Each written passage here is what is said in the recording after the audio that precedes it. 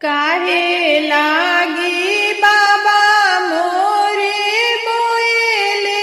हारा दिया,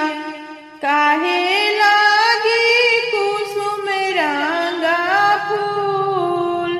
काहे लागी कुसुम रंगा फूल,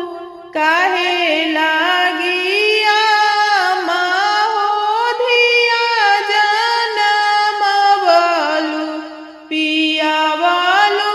में धुआ न दूध,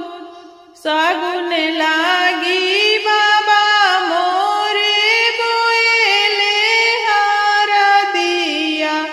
चुनर लागी कुसुम रंगा फूल,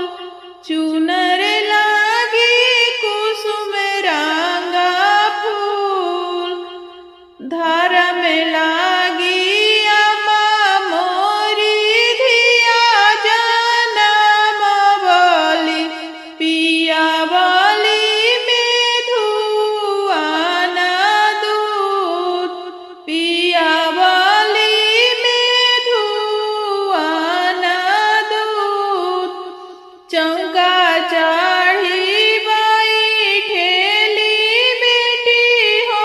दुलारी बेटी, आऊँ डाला